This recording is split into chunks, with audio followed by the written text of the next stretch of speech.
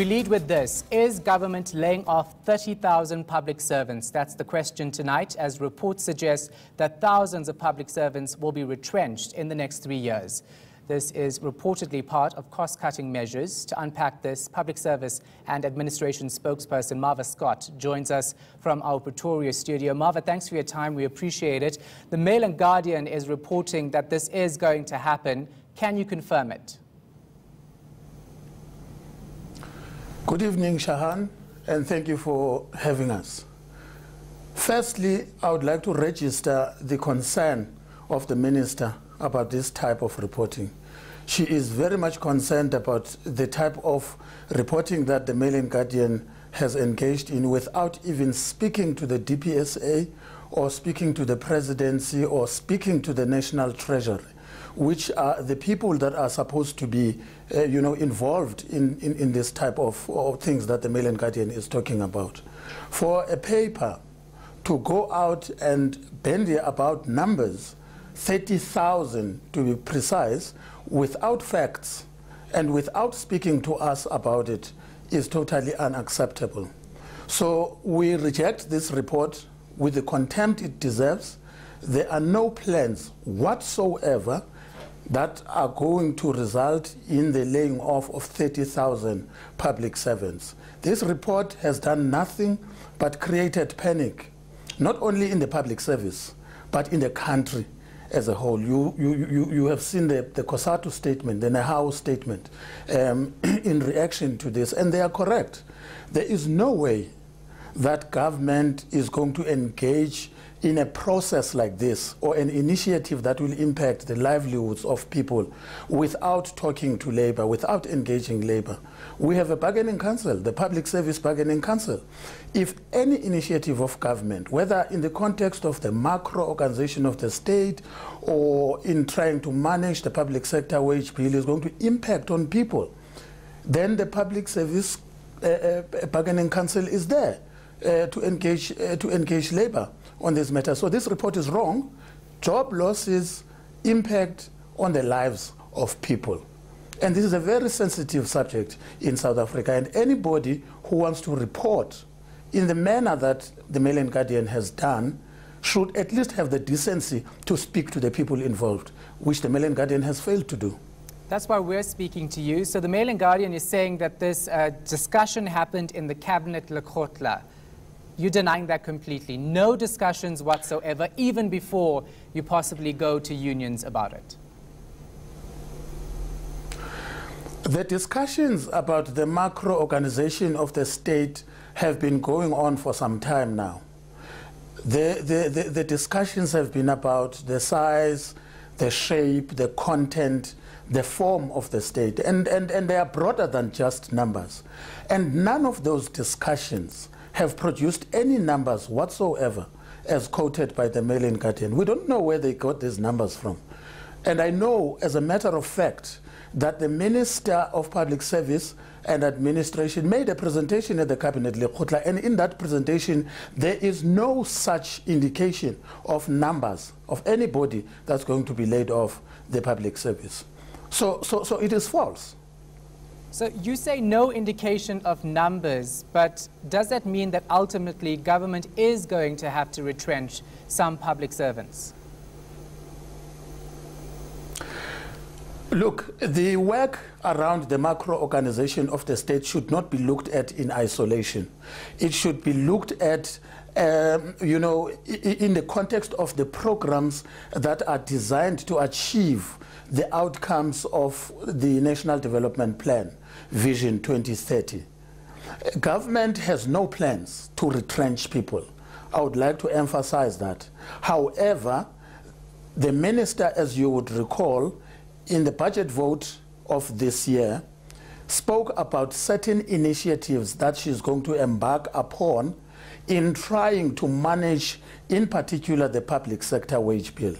She announced those measures, issues like the development of a comprehensive remuneration strategy across the public service in all spheres of government, including public entities. She spoke about better management of leave, of overtime, of performance bonuses, a relook at the ministerial handbook, issues like organizational design and structure of government and measures to avoid additional staff to be employed additional to establishment. So there's a whole range of initiatives that the minister has announced. And in those initiatives, together with her colleagues in the Mandate Committee, there is no such thing as specific numbers of people that are going to leave the public service. And what about the cabinet? We do know that the president mentioned previously about making the cabinet smaller. There are also reports in the Mail and Guardian that that was discussed. Of course, I mean, the macro organization of the state might result into a reduction of the executive. But this will happen in the context of many other things. As I said earlier, this is not in isolation. I mean, when you look at the macro organization of the state, you should not only focus on numbers and on how many people are going to lose their jobs or how many departments are going to be cut out. You're looking at a whole range and a package of issues. For instance, we're looking at the issue of technical skills and professional skills that are lacking in the public service. So we're thinking about issues of reskilling, we're thinking about issues of retraining people, introducing programs so that you enable the state to be better capacitated to deliver services to people.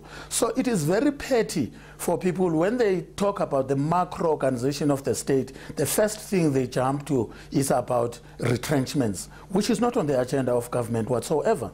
Mava, you have to excuse people because that would be the obvious thing to do when you talk about macro organizational structures. When you talk about how to downsize a cabinet, for instance, you think about retrenchments. That's normal.